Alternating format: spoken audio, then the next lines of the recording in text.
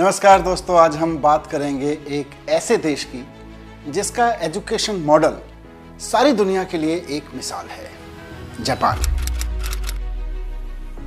Japan के school आज पीसा रैंकिंग में दुनिया के बेहतरीन एजुकेशन मॉडल्स में गिने जाते हैं।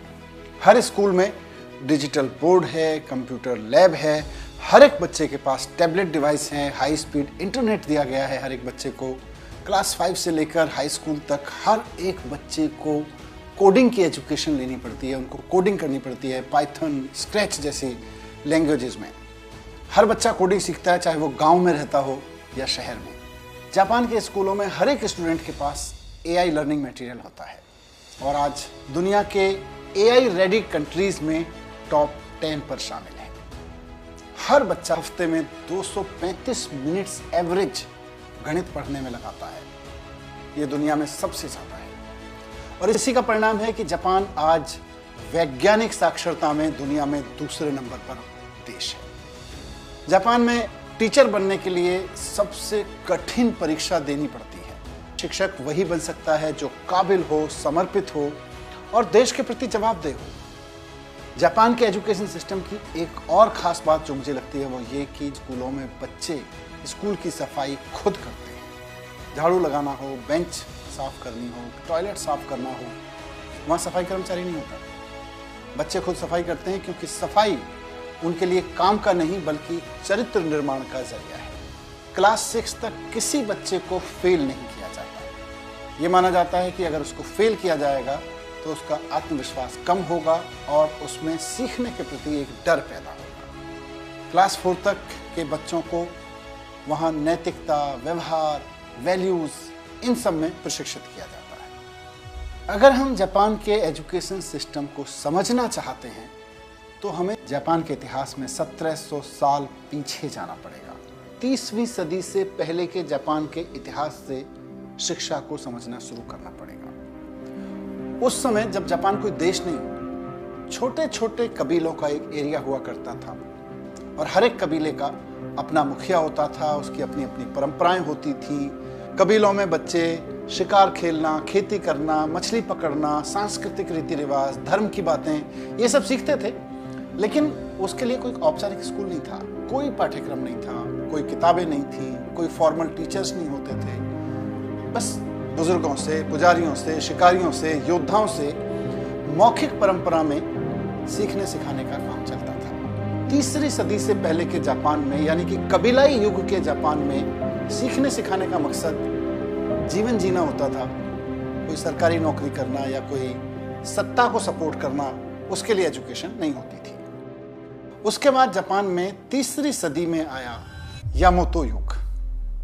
यामोतो जापान का पहला संगठित राज्य था जब बहुत सारे कबीलों को इकट्ठा करके एक राज्य बनाया गया। यामातो उसके सम्राट बने और यामातो ने कहा कि मैं सम्राट हूं और सम्राट जो है वो स्वर्ग का रिप्रेजेंटेटिव होता है, स्वर्ग से उत्पन्न शाही वंश होता है। शुरुआत में यामातो एक छोटे से हिस्से तक थे, लेकिन धीरे धीरे पूरे जापान में उन्होंने कबीलों को धार्मिक रूप से, सांस्कृतिक रूप से इकट्ठा किया और एक बड़ा साम्राज्य खड़ा कर लिया। अब जब साम्राज्य बड़ा हो गया तो सम्राट की सत्ता को वैध ठहराने के लिए पढ़े लिखे वर्ग की जरूरत महसूस हुई, जिसके लिए शिक्षा की जरूरत पड़ी, औपचारिक शिक्षा की जरूरत पड़ी। और यहां से शिक्षा का एक नया उद्देश्य जापान में तय हुआ। शिक्षा को एक नया काम दिया गया कि शिक्षा राजा की शक्ति को पवित्र और स्थायी दिखाने का काम करेगी। शिक्षा दी जाएगी कि प्रशासन के लिए साक्षर अधिकारी तैयार हों।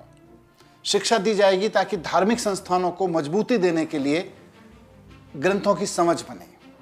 चाइनीज स्क्रिप्ट तब जापान में आई थी, तो चाइनीज स्क्रिप्ट समझाने के लिए, सिखाने के लिए शिक्षा दी गई, औपचारिक शिक्षा शुरू की गई। बौद्ध धर्म तब जापान में आया था। चाइना का एडमिनिस्ट्रेटिव नॉलेज जापान में आई थी। इन सब के लिए औपचारिक शिक्षा जापान में पहली बार शुरू हुई यामातो पीरियड में। शिक्षा का पहला राजनीतिक उद्देश्य था राज्य, धर्म और सत्ता को स्थायित्व देना।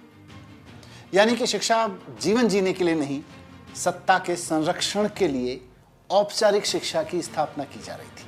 और यह शिक्षा उस समय के जापान की आम जनता के लिए नहीं थी।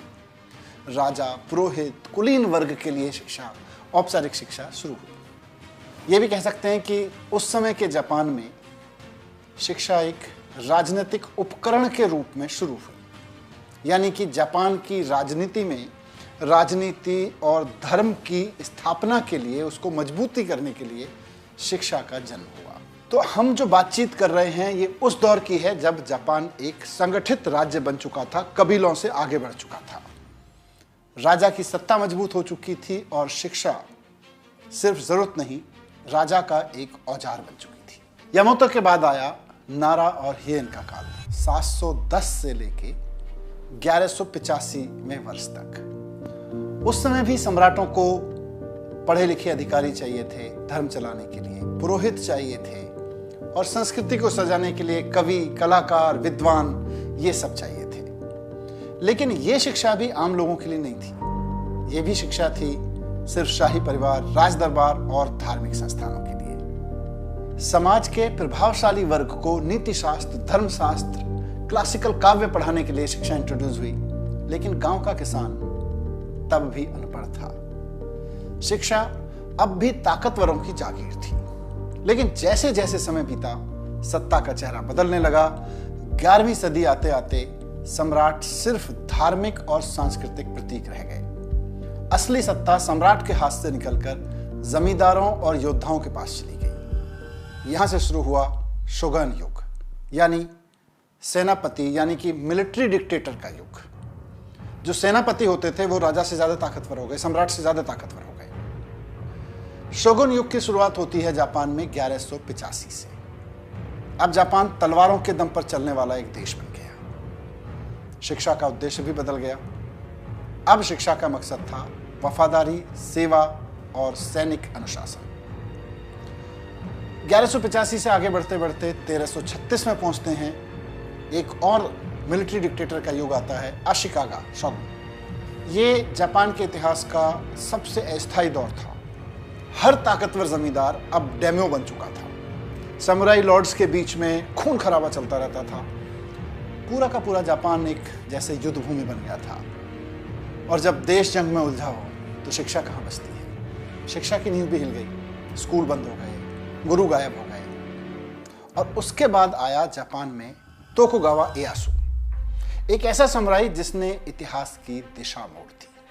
तोकुगावा के वंशजों ने अगले 265 साल तक जापान पर राज किया और यहीं से शुरू हुआ जापान का सबसे लंबा, सबसे शांत और सबसे स्थिर दौर।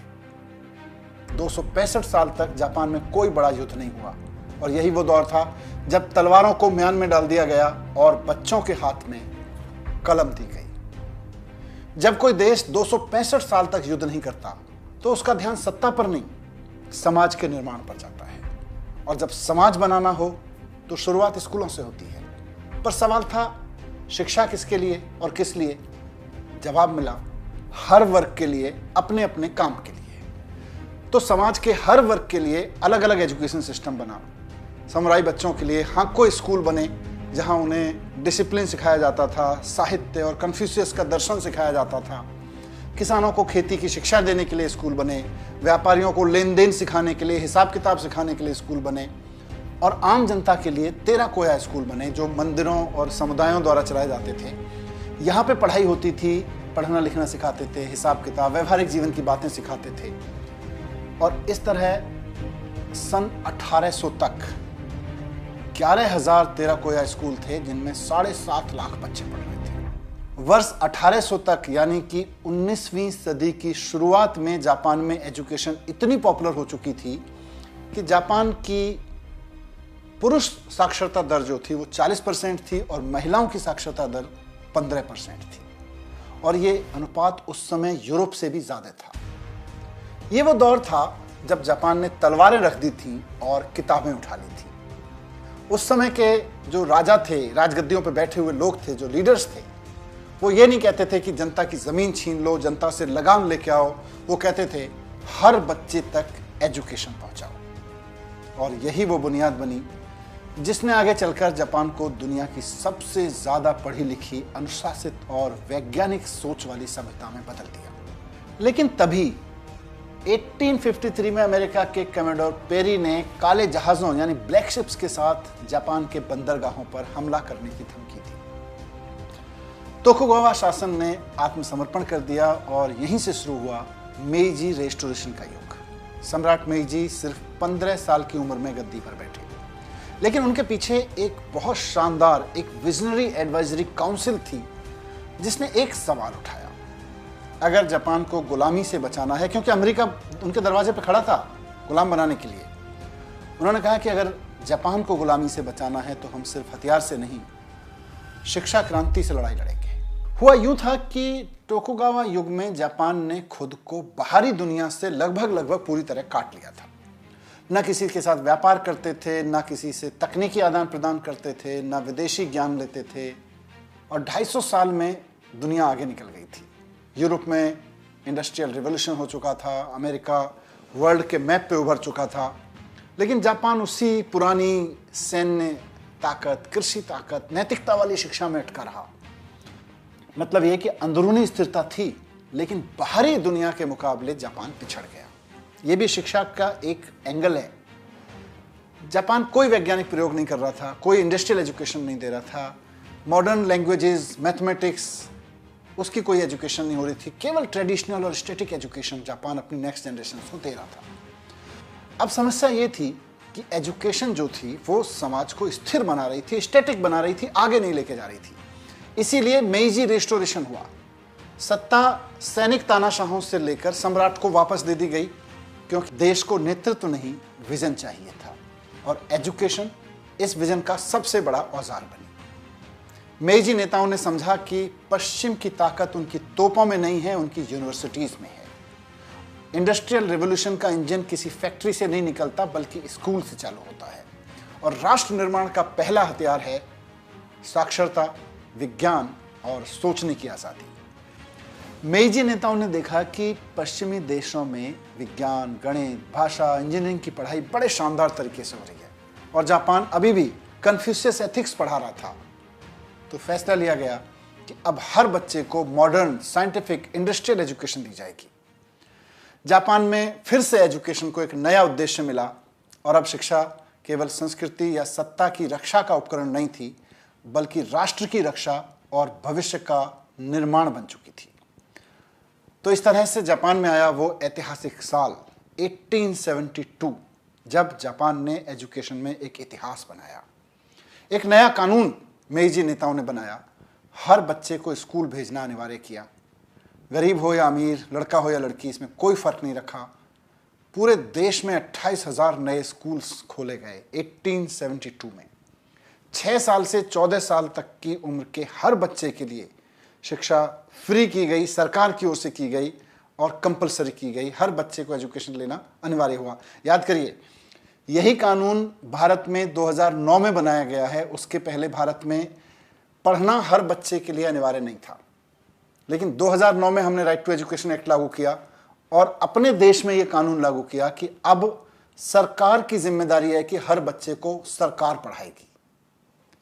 यह निर्णय जापान में 1872 में उस वक्त के राजाओं ने ले लिया था, 137 साल पहले।